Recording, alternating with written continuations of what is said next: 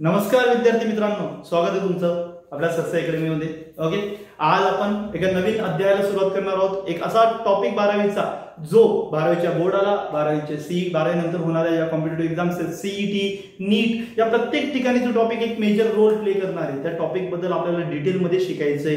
Okay, तर एक गोष्ट लक्षात असू द्या, प्रत्येक टॉपिक इम्पॉर्टंटच असतो, फक्त थोडंसं वेटेज वर खाली होतं प्रत्येक टॉपिक वाईज. नॉर्मली 12वीचा प्रत्येक टॉपिक, भले तो प्लांट रिप्रोडक्शनशी रिलेटेड असो, ह्युमन रिप्रोडक्शनशी रिलेटेड असो, किंवा जेनेटिक्सचा टॉपिक असो, किंवा बायोटेक्नॉलॉजी असेल, ह्युमन हेल्थ अँड डिसीज असेल, कोणताही टॉपिक असू द्या, प्रत्येक टॉपिक त्याच्यामध्ये काही ना काही एक इम्पॉर्टन्स कॅरी करत असतो प्रत्येक पॉइंटला. परंतु आज आपण जो टॉपिक स्टार्ट करणार आहोत त्या टॉपिकचं 12वी बोर्डाला नव्हे तर सीईटीला सुद्धा तितकंच वर्चस्व आहे, नीटमध्ये देखील तितकंच वर्चस्व आहे. ओके, हे लक्षात येतं तुमच्या सर्वांच्या.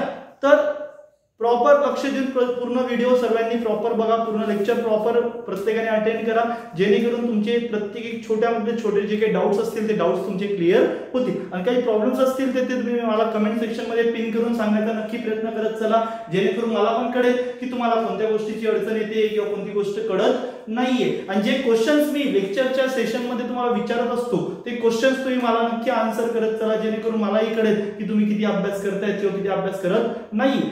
अभ्यास आणि आपला काही जास्त संबंध नसतो, परंतु तरी देखील करा, जमलंच तर अभ्यासाकडे तितकं लक्ष द्या. ओके, चला तर आज आपण 12वी बोर्डाचा एक महत्त्वाचा टॉपिक डिस्कस करूया, ते म्हणजे रिप्रोडक्शनशी रिलेटेड. कशाशी रिलेटेड बेटा? रिप्रोडक्शनशी रिलेटेड आपण टॉपिकचा स्टडी करणार आहोत. परंतु रिप्रोडक्शन इन ॲनिमल्स आपण नंतर पाहूया. ओके, रिप्रोडक्शन इन प्लांट्स बद्दल स्टडी करूया आपण. कशाबद्दल? तर रिप्रोडक्शन इन प्लांट्स. चला तर मग सुरुवात करूया आपण आपल्या आजच्या टॉपिकला.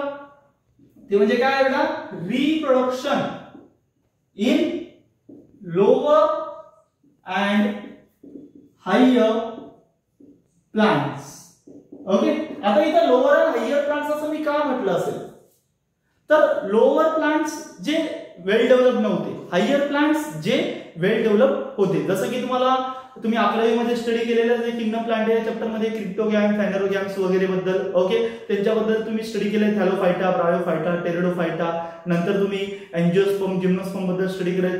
तसंच एंजिओस्पर्म, जिम्नोस्पर्म हे काय आहेत तर हायर ग्रुपचे प्लांट्स आहेत, आणि ब्रायोफायटा, थॅलोफायटा हे काय तर लोअर ग्रुपचे प्लांट्स आहेत. आणि टेरिडोफायटा काय, हा इंटरमिजिएट, हा बाउंड्रीवरचा आहे, ना गरका ना घाटका धोबी का कुत्ता. ओके, ना लोअर ग्रुप मध्ये जातो ना हायर ग्रुप मध्ये जातो.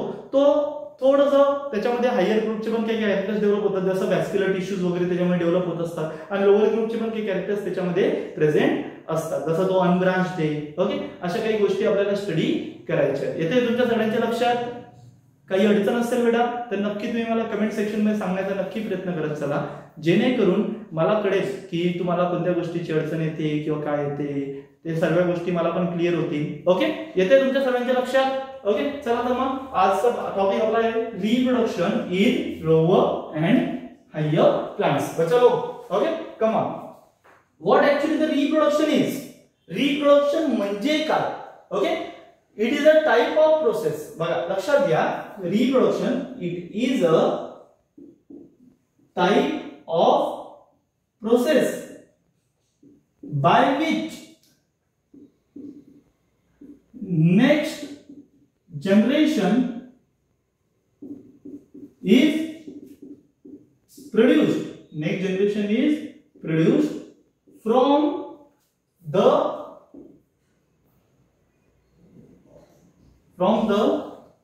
pre-existing organism. From the pre-existing organism. लक्षात घ्या, from the pre-existing organism of same species. Okay, species म्हणजे काय बेटा? प्रजाती. जसं एका हिबिस्कसच्या प्लांट पासून तुम्ही एक हिबिस्कसचं प्लांट डेव्हलप करू शकता. ओके, हिबिस्कसच्या प्लांट पासून मँगोचं ट्री डेव्हलप होईल असं शक्य आहे का?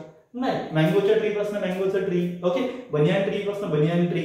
ओके, येथे लक्ष तुमच्या प्रत्येकाच्या बांबू ट्री पासून बांबू ट्री असंच पॉसिबल होऊ शकतं, दुसरं काही पॉसिबल होऊ शकत नाही. सो प्री एक्झिस्टिंग जनरेशन पासून एक नवीन जनरेशन जन्माला येणे म्हणजेच कोणती प्रोसेस आहे ती? Reproduction. Okay, type of process by which next generation is produced from pre existing generation. Pre existing generation म्हणजेच काय बेटा? साध्या शब्दात म्हणायला गेलं तर ancestral generation. कोणती जनरेशन बेटा? ancestral generation. मराठीत आपण काय म्हणतो अँसेस्ट्रल जनरेशनला बेटा पूर्वज, आपली मागची पिढी. ओके, अँसेस्टर्स लक्षात घ्या. ओके, आता प्लांट्स मध्ये रिप्रोडक्शन बेसिकली दोन प्रकारचं होतं. किती प्रकारचं रिप्रोडक्शन होतं प्लांट्स मध्ये? दोन प्रकारचं. आता त्या दोन प्रकारच्या रिप्रोडक्शन मध्ये कोणकोणत्या मेथड्स येतात ते आपण डिस्कस करणार आहोत. बघा, फर्स्ट मेथड आहे तुमची असेक्शुअल रिप्रोडक्शन आणि सेकंड मेथड आहे तुमची सेक्शुअल रिप्रोडक्शन. असेक्शुअल रिप्रोडक्शन मध्ये आपण टॉपिक डिस्कस करणार आहोत व्हेजिटेटिव्ह प्रोपगेशन. कोणता बेटा? Vegetative propagation. ओके, लक्षात घ्या. बघा, reproduction in plants generally take place by two different methods. Which are the beta? Asexual reproduction and sexual reproduction. Asexual without involvement of two different parents or gametes. Without involvement of two different parents or gametes. If next generation is produced from a single parent, जर का पुढची पिढी एका single parent पासून develop होत असेल तर त्या रिप्रोडक्शनच्या मेथडला आपण काय म्हणतो बेटा? Asexual reproduction. आणि sexual reproduction next generation is produced. Next generation is produced by fusion of gametes. Gametes च्या फ्युजन ने जर नेक्स्ट जनरेशन प्रोड्यूस होत असेल तर ती मेथड कोणती बेटा? Sexual reproduction. आणि जर का गॅमेट्सचं फ्युजन होत नसेल आणि नेक्स्ट जनरेशन प्रोड्यूस होत असेल तर ती मेथड कोणती बेटा? Asexual reproduction. एवढं लक्षात घ्या. आता प्लांट्सचा विचार केला ना तर प्लांट्स मध्ये असेक्शुअल रिप्रोडक्शनची एक मोस्ट कॉमन मेथड आहे ती म्हणजे बेटा व्हेजिटेटिव्ह प्रोपगेशन. कोणती आहे? Vegetative propagation. प्लांट्स मध्ये अजून बऱ्याचशा मेथड आहेत. फ्रॅगमेंटेशन आहे, ओके, रिजनरेशनची मेथड येते, अशा बऱ्याचशा मेथड्स येतात. पण आपण पहिले डिस्कस करणार आहोत व्हेजिटेटिव्ह प्रोपगेशन. व्हेजिटेटिव्ह प्रोपगेशनचा पार्ट येऊन जाईल तुमचा फ्रॅगमेंटेशन. ओके, तर चला मग asexual reproduction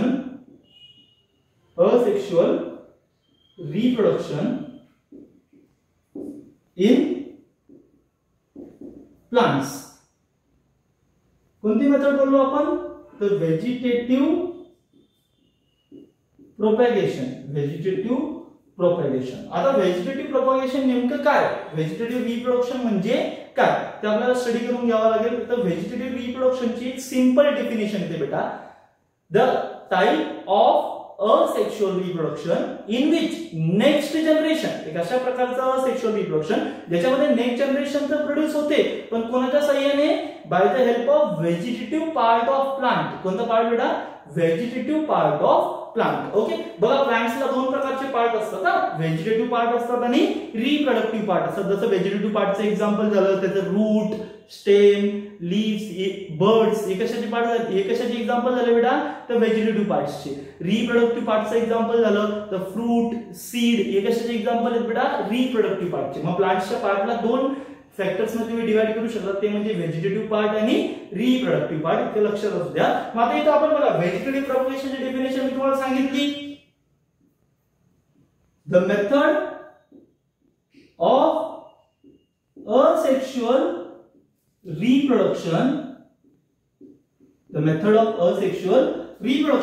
in which next generation is produced. Next generation तर प्रोड्यूस होते पण कोणाच्या सहाय्याने? By the help of vegetative part of plant. By the help of vegetative part of plant. लक्षात घ्या, एक अशी मेथड रिप्रोडक्शनची ज्याच्यामध्ये नेक्स्ट जनरेशन तर प्रोड्यूस होते पण कोणाच्या सहाय्याने बेटा? Vegetative part. It is one of the most important word in this definition. Okay, miss करायचा नाही. ओके, तर लक्षात घ्या व्हेजिटेटिव्ह प्रोपगेशन डेफिनेशन काय बोललो आपण? एक मेथड आहे कशाची? असेक्शुअल रिप्रोडक्शनची. मग नेक्स्ट जनरेशन तर प्रोड्यूस होते पण कोणाच्या सहाय्याने? Vegetative part. आणि व्हेजिटेटिव्ह पार्ट पासून नेक्स्ट जनरेशन प्रोड्यूस होत असेल तर त्या मेथडला म्हटलं जातं बेटा व्हेजिटेटिव्ह प्रोपगेशन. पण आता इथं सगळ्यात मोठा प्रश्न पडतो की sir what actually the vegetative part is. Vegetative part म्हणायचं तर म्हणायचं कोणाला? झाडाचा एक असा कोणताही पार्ट जो स्वतः एका नवीन झाडामध्ये त्याचं रूपांतर होऊ शकतं, म्हणजे the part of plant which can regenerate, reform, reestablished by itself. 3 R लक्षात ठेवा. Regenerate, reform, reestablished. झाडाचा एक असा पार्ट जो काय होऊ शकतो, रिजनरेट होऊ शकतो, रिफॉर्म होऊ शकतो किंवा रिस्टॅब्लिश होऊ शकतो. त्या पार्टला आपण काय म्हणतो बेटा? Vegetative part. आणि अशा पार्टच्या माध्यमातून जर का नेक्स्ट जनरेशन प्रोड्यूस होत असेल तर त्या प्रोसेसला आपण काय म्हणतो? Vegetative propagation. व्हेजिटेटिव्ह प्रोपॅगेशन ही कोणती मेथड बेटा? असेक्शुअल रिप्रोडक्शनची मेथड आहे. प्लांट्स मध्ये कोणती मेथड बेटा? असेक्शुअल रिप्रोडक्शनची. आता बघा तुम्हाला एक आठवत असेल, आपल्या दारासमोर आपण जास्वंदीचं झाड उगवतो, तर जास्वंदीचं झाड लावताना कधी तुम्ही जास्वंदीचं रोप वगैरे आणलंय का, की बी वगैरे आणलंय जास्वंदीचं? नाही ना. आपण काय करतो? दुसऱ्याच्या दारात जातो, त्याच्या दारात जास्वंदीची एक फांदी तोडतो आणि ती फांदी घेऊन आपल्या दारात लावतो. बस, दॅट्स इट. आपण इतकंच करतो. ती फांदी तोडली म्हणजे आपण काय घेतली? एक फ्रॅगमेंट घेतली दुसऱ्या प्लांटची. काय घेतली? एक फ्रॅगमेंट. फांदी, ब्रांचला काय म्हणतो आपण? एक फ्रॅगमेंट. ती फ्रॅगमेंट घेतली आणि आपल्या दारात आपण लावली. बस, दॅट्स इट. आणि एक नवीन झाड जन्माला आलं. मग ती मेथड कोणती बेटा? व्हेजिटेटिव्ह प्रोपगेशनची एक सबटाइप बनते. ती म्हणजे कोणती? फ्रॅगमेंटेशन. कोणती मेथड आहे ती? फ्रॅगमेंटेशन. किंवा त्याला अल्टरनेटिव्हली म्हणू शकतात कटिंग. काय म्हणू शकतात? कटिंग. तसंच गुलाबाच्या झाडांचं पण आपण तसंच करू शकतो. ओके, रोप आणायची गरज पडत नाही. तर अशा बऱ्याचशा काही मेथड्स आपल्याला शिकायच्या आहेत. मग आता व्हेजिटेटिव्ह प्रोपगेशन डेफिनेशन आली प्रत्येकाच्या लक्षात. Method of asexual reproduction in which next generation is produce. Next generation produce झाले कोणाच्या सहाय्याने बेटा? Vegetative part. चला तर मग आता व्हेजिटेटिव्ह पार्ट कोणाला म्हणतात? Any part. पण कोणाचा? ऑफ प्लांट झाला. एनी पार्ट ऑफ प्लांट झाला विच कॅन 3 R लक्षात ठेवा बेटा. Which can regenerate, reform and reestablished by itself. झाडाचा एक असा कोणताही पार्ट जो काय होऊ शकतो? त्याचा रिजनरेट होऊ शकतो, रिफॉर्म होऊ शकतो, रिस्टॅब्लिश होऊ शकतो. त्याला काय म्हणायचं बेटा? Vegetative part. आणि व्हेजिटेटिव्ह पार्टचं एक्झाम्पल्स लक्षात असू द्या. Stem, leaf, branches etcetera. लक्षात घ्या. ओके, काय काय येईल बेटा? Stem, leaf, branches. अजून तुम्ही एक एक्झाम्पल तिथे लक्षात घ्या. रूट. काय? रूट. ओके, लक्षात असू द्या. रूट, स्टेम, लीफ, ब्रांचेस हे कशाचे एक्झाम्पल आहे बेटा? व्हेजिटेटिव्ह पार्टचे. तुम्हाला सीईटी ला क्वेश्चन येतात. Identify which of the following is the vegetative part of the plant और reproductive part of the plant. तिथे बरेच वेळेस मुलं कन्फ्युज होऊन जातात. तर सीड आणि फ्रूट हे कशाचे एक्झाम्पल आहे बेटा? रिप्रोडक्टिव्ह पार्टचं. प्लांट्सचे जे बॉडी पार्ट आहेत त्या बॉडी पार्टला 2 पार्ट मध्ये क्लासिफाय करण्यात आले, व्हेजिटेटिव्ह पार्ट आणि reproductive part. So seed, fruit, flower. Seed, fruit, flower हे कोणत्या कॅटेगरीमध्ये चालले जातील? रिप्रोडक्टिव्ह पार्टच्या कॅटेगरीमध्ये चालले जातील. नंतर रूट, स्टेम, लीफ, ब्रांचेस हे कोणत्या कॅटेगरीमध्ये येतील बेटा? तर व्हेजिटेटिव्ह पार्टच्या कॅटेगरीमध्ये येतील. एवढं लक्षात घ्या. ओके, तर आता आपल्या इथं असेक्शुअल रिप्रोडक्शन इन प्लांट्सचा जो टॉपिक आहे तो टॉपिक एंड झालेला आहे. आता आपण स्टार्ट करूया सेक्शुअल रिप्रोडक्शनचा टॉपिक. कशाचा टॉपिक बेटा? Sexual reproduction in plants. आता प्लांट्स मध्ये सेक्शुअल रिप्रोडक्शन स्टार्ट करण्या अगोदर सेक्शुअल रिप्रोडक्शन कुठं होतं, सेक्शुअल रिप्रोडक्शन काय असतं, तर या सगळ्या गोष्टी आपण डिस्कस करूया. त्या अगोदर एक गोष्ट लक्षात असू द्या. तर असेक्शुअल रिप्रोडक्शन द्वारा बघा नेक्स्ट जनरेशन जी काय प्रोड्यूस होते, next generation produced by method of asexual reproduction is completely identical to their parental generation. लक्षात घ्या ना, जी काय नेक्स्ट जनरेशन प्रोड्यूस होणार आहे असेक्शुअल रिप्रोडक्शन द्वारा ती काय असेल? पूर्णपणे आयडेंटिकल असेल. कोणाला? तर त्याच्या पॅरेंटल जनरेशनला. पॅरेंटल जनरेशन आणि नेक्स्ट जनरेशन मध्ये कोणत्याच प्रकारचा फरक पाहायला मिळणार नाही. इतकं लक्षात असू द्या तुमच्या सगळ्यांच्या. ओके, एक वेळा ओव्हरलुक करून घ्यायला काही अडचण असेल तुम्हाला तर मला नक्की कमेंट सेक्शन मध्ये सांगण्याचा प्रयत्न करा. ओके, आणि अजून मला एखाद दोन व्हेजिटेटिव्ह पार्टचे एक्झाम्पल सांगण्याचा प्रयत्न करा. येते लक्षात प्रत्येकाच्या. ओके, चला तर मग आता आपण वळूया सेक्शुअल रिप्रोडक्शन इन प्लांट्स कडे. कोणाकडे? Sexual reproduction in plants. आता बघा सेक्शुअल शब्द आला म्हणजे एक गोष्ट लक्षात ठेवा. बघा इथे मी तुम्हाला लिहून दिलंय सेक्शुअल मध्ये की next generation is produced by fusion of gametes. आता बघा फ्युजन ऑफ गॅमेट्स म्हटलं. आता गॅमेट्स कोण प्रोड्यूस करतो? गॅमेट्स प्रोड्यूस करतात तर रिप्रोडक्टिव्ह ऑर्गन. कोणते ऑर्गन बेटा? Reproductive organ. Whether it is plant और वेदर इट इज एनिमल्स, तर गॅमेट्स हे कोण प्रोड्यूस करतात? तर रिप्रोडक्टिव्ह ऑर्गन. रिप्रोडक्टिव्ह ऑर्गन जो गॅमेटोफाइट असतो. काय असतो? गॅमेटोफाइट एक असा पार्ट जो काय करतो? गॅमेट फॉर्म करण्यासाठी हेल्प करत असतो. त्या पार्टला आपण काय म्हणतो बेटा? गॅमेटोफाइट. ओके, गॅमेट फॉर्मेशनच्या प्रोसेसला म्हणतो आपण गॅमेटोजेनेसिस. काय म्हणतो आपण? गॅमेटोजेनेसिस. आता प्लांट्स मध्ये थोडं वेगळं आहे, एनिमल्स मध्ये थोडं वेगळं आहे. बघा जर प्लांट्सचा विचार केला ना तर प्लांट्स मध्ये मेल गॅमेटला काही वेगळं नाव आहे, फिमेल गॅमेटला वेगळं नाव आहे, आणि एनिमल्स मध्ये मेल गॅमेटला वेगळं नाव आहे आणि फिमेल गॅमेटला वेगळं नाव आहे. बघा एक शॉर्ट मध्ये जर बोलायचं ठरलं तर प्लांट्स मध्ये मेल गॅमेटला म्हटलं तर मायक्रोस्पोर. काय म्हटलं तर बेटा? मायक्रोस्पोर. आणि फिमेल गॅमेटला म्हटलं तर मेगास्पोर. आता मुलं इथं कन्फ्यूज होतात, मुलं इथं नॉर्मल कन्फ्यूज होतात. बघा मेल गॅमेट फॉर्मेशनच्या प्रोसेसला म्हटलं तर मायक्रोस्पोरोजेनेसिस. काय म्हटलं तर बेटा? मायक्रोस्पोरोजेनेसिस. आणि फिमेल गॅमेट फॉर्मेशनच्या प्रोसेसला म्हटलं तर मेगास्पोरोजेनेसिस. चला ओरली तुमच्या लक्षात तेवढं जास्त येणार नाही. चला आपण रायटिंगने समजून घेऊया. एक वेळा ओव्हरऑल मी जे बोललो ते तुम्हाला शॉर्ट मध्ये रिपीट करून सांगतो प्रत्येकाला. ओके, चला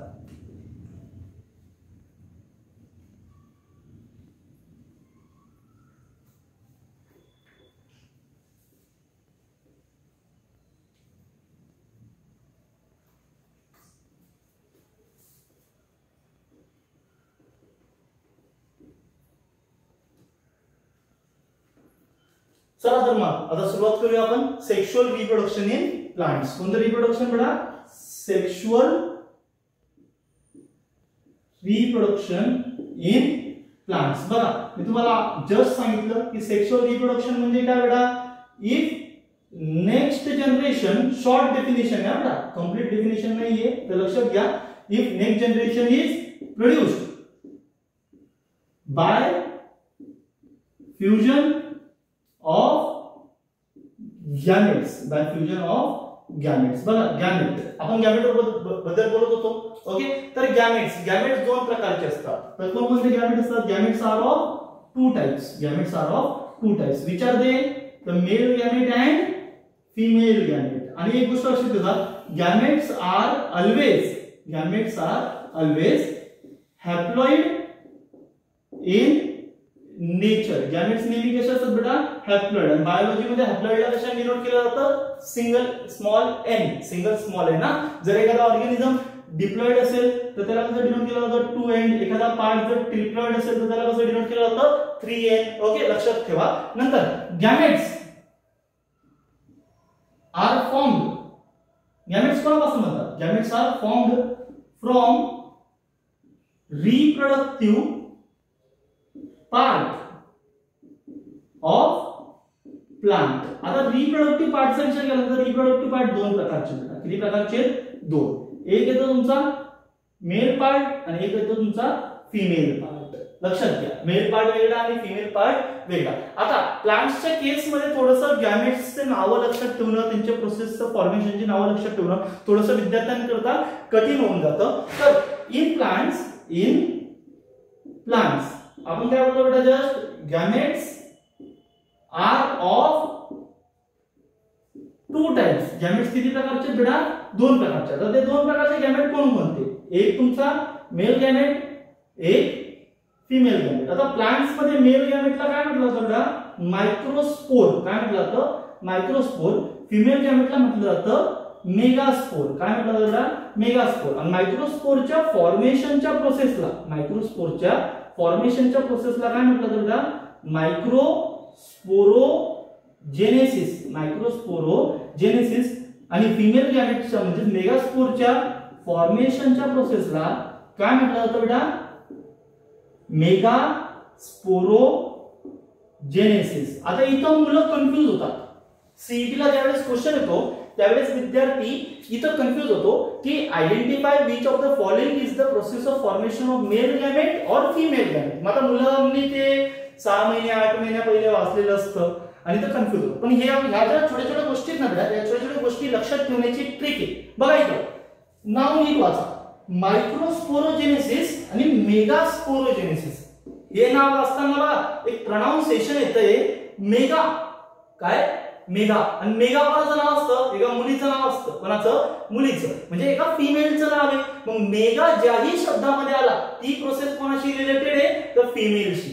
ओके. आणि मायक्रो, मेगाचा अपोजिट काय आहे? मायक्रो. तेवढं लक्षात ठेवून घ्यायचं. तर मेगा जिथेही आलं म्हणजे ती प्रोसेस कोणाशी रिलेटेड असेल बेटा? फिमेलशी.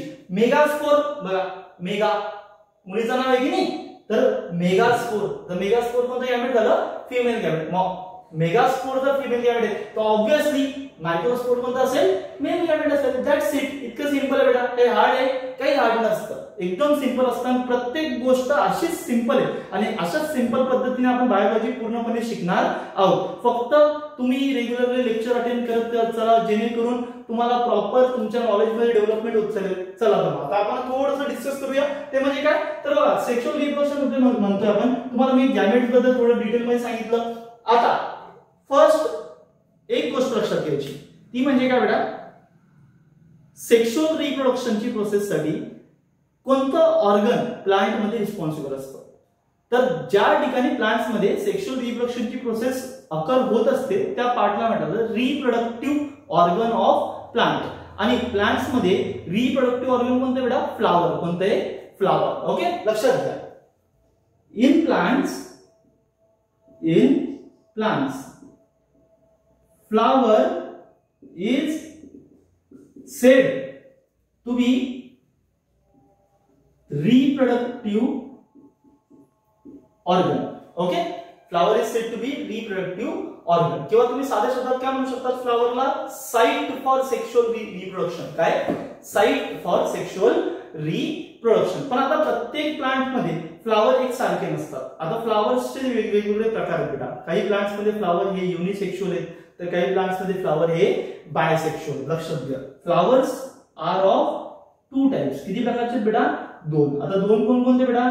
युनिसेक्शुअल अँड बायसेक्शुअल. आता युनिसेक्शुअल का म्हणतोय मी आणि बायसेक्शुअल का म्हणतोय? जर का एकच रिप्रोडक्टिव्ह पार्ट असेल तर त्याला म्हणायचं युनिसेक्शुअल, आणि जर का दोघी रिप्रोडक्टिव्ह पार्ट असतील फ्लावर मध्ये तर त्याला म्हणायचं बायसेक्शुअल. म्हणजे मेल रिप्रोडक्टिव्ह पार्ट आहे फक्त, फिमेल रिप्रोडक्टिव्ह पार्ट प्रेझेंट नाही, तर तो फ्लावर कोणता झाला बेटा? युनिसेक्शुअल. आणि एक असा प्लांट की ज्याच्यामध्ये मेल रिप्रोडक्टिव्ह पार्ट पण आहे आणि फिमेल रिप्रोडक्टिव्ह पार्ट पण, तर त्या फ्लावरला काय म्हणता येईल तुम्हाला? Bisexual flower. काय म्हणते बेटा? Bisexual flower. आणि फ्लावर लक्षात ठेवा, reproductive organ of the plant कोण आहे बेटा? तर फ्लावर आहे. लक्षात घ्या. फ्लावर किती प्रकारचे?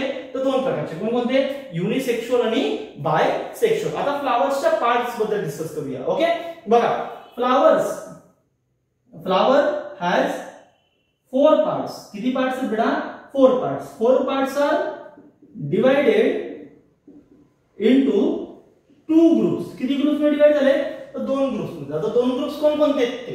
ओके, बघा 2 ग्रुप्स कोणकोणते आहेत ते? तर ॲसेसरी अँड इसेन्शियल. तसं तर एक गोष्ट लक्षात ठेवा, फ्लावर्सचे जे काही पार्ट्स आहेत त्यांना पार्ट्स न म्हणता आपण काय म्हणतो? व्हर्ल्स. काय म्हणतो आपण? Whorls. Okay, flower has 4 different whorls. The flower has 4 different whorls, and these 4 whorls are divided into 2 groups. How many groups beta? 2 groups. Accessory whorls and essential whorls. The accessory whorls कोणकोणते आहेत आणि essential whorls कोणकोणते आहेत तेवढं मी तुम्हाला सांगतो. तर बघा accessory whorls आहेत calyx and corolla. Essential whorls आहेत androecium and गायनोशियम. आणि बायोलॉजी मध्ये एक गोष्ट लक्षात ठेवा, ज्याही शब्दाच्या स्टार्टिंगला GYN आला, काय आला ना? GYN. तो शब्द कोणाशी रिलेटेड असतो? फिमेलशी. कोणाशी रिलेटेड असतो? फिमेलशी. लक्षात घ्या. तर ॲसेसरी वर्ल्स कोणते बेटा? कॅरेक्स आणि कोरोला. इसेन्शियल वर्ल्स कोणते? अँड्रोशियम आणि गायनोशियम. अँड्रोशियम म्हणजे काय बेटा? तर मेल पार्ट आहे फ्लावरचा, आणि गायनोशियम म्हणजे कोणता पार्ट येईल? तर फिमेल पार्ट. आता तुम्हाला एक गोष्ट मला सांगायची आहे, कमेंट सेक्शन मध्ये पिन करा. कॅलेक्सच्या इंडिव्हिज्युअल मेंबरला काय म्हणतो, कोरोलाच्या इंडिव्हिज्युअल मेंबरला काय म्हणतात, अँड्रोशनच्या इंडिव्हिज्युअल मेंबरला काय म्हणतात, गायनोशियमच्या इंडिव्हिज्युअल मेंबरला काय म्हणतात. ओके. नंतर व्हेजिटेटिव्ह प्रोपगेशन मध्ये आपण पाहिलं व्हेजिटेटिव्ह पार्ट आणि रिप्रोडक्टिव्ह पार्ट. व्हेजिटेटिव्ह पार्टचे एक्झाम्पल मला अजून सांगा, रिप्रोडक्टिव्ह पार्टचे एक्झाम्पल अजून सांगण्याचा नक्की प्रयत्न करा. ओके. येते प्रत्येकाच्या लक्षात. तर प्लांट्स मध्ये फ्लावरला काय म्हटलं गेलं बेटा, रिप्रोडक्टिव्ह ऑर्गन किंवा तुम्ही काय म्हणू शकता, or site for sexual reproduction. Okay. त्याच प्रकारे आपण गॅमेट फॉर्मेशनच्या प्रोसेस बद्दल पण डिस्कस केलं शॉर्ट मध्ये. इन डिटेल आपण त्यांच्याबद्दल डिस्कस करणारच आहोत. ओके. इथे प्रत्येकाच्या लक्षात काही टेन्शन घ्यायचं नाही. प्रत्येकाने हळूहळू सगळे लेक्चर्स होतील तुमचे. त्या प्रत्येक लेक्चरला पूर्ण प्रॉपर वॉच करा प्रत्येकाने. ज्याच्यामध्ये काही अडचण असेल तर ते तुम्ही मला नक्की सांगण्याचा प्रयत्न करा. फक्त एक गोष्ट लक्षात असू द्या प्रत्येकाने, स्टडी कन्सेप्च्युअल झाला पाहिजे. कन्सेप्च्युअल स्टडी नसेल तर त्या स्टडीला काहीच अर्थ नाहीये. एक प्रॉपर एमने, एक प्रॉपर फोकसने स्टडी झाला पाहिजे. अदरवाईज त्या गोष्टीला काहीच तथ्य नसतं. इतकं लक्षात घ्या. त्या गोष्टीला अर्थ नसतो, ती गोष्ट अर्थहीन होऊन जाते आणि अर्थहीन गोष्ट जीवनात कधीच करायची नसते. इतकं लक्षात घ्या. प्रत्येकाने प्रॉपर डेली स्टडी करा. आपण हळूहळू 12चं जितकं सिलेबस कव्हर करता येईल तुमच्या बोर्डच्या एक्झामच्या अगोदरपर्यंत तितकं सिलेबस नक्कीच कव्हर करण्याचा प्रयत्न करणार आहोत. आज आपण sexual reproduction in lower and higher plants म्हणजे असेक्शुअल रिप्रोडक्शनचा टॉपिक घेतला. सेक्शुअल रिप्रोडक्शनच्या टॉपिकचा आपण घेतलेलं आहे बरंचसं काही. ओके. हा टॉपिक आता पुढे जाईल. त्या अगोदर तुम्ही मला कमेंट सेक्शन मध्ये नक्की सांगण्याचा प्रयत्न करा. मी मध्ये तुम्हाला क्वेश्चन्स विचारले, ते क्वेश्चन्स मला कमेंट सेक्शन मध्ये नक्की सांगा प्रत्येकाने, जेणेकरून मलाही कळेल की तुम्ही किती अभ्यास करताय किंवा किती अभ्यास करत नाही. ओके. आज करता इतकंच बेटा. सगळ्यांनी व्हिडिओला लाईक करा, शेअर करा, कमेंट करा, आपल्या चॅनलला सबस्क्राईब करा. प्रत्येकाने तुमच्या फ्रेंड्स पर्यंत पोहोचवा व्हिडिओला, जेणेकरून त्यांनाही नॉलेज मिळेल. त्यांनाही सांगा सबस्क्राईब करण्यासाठी. Okay. All of you, thank you very much.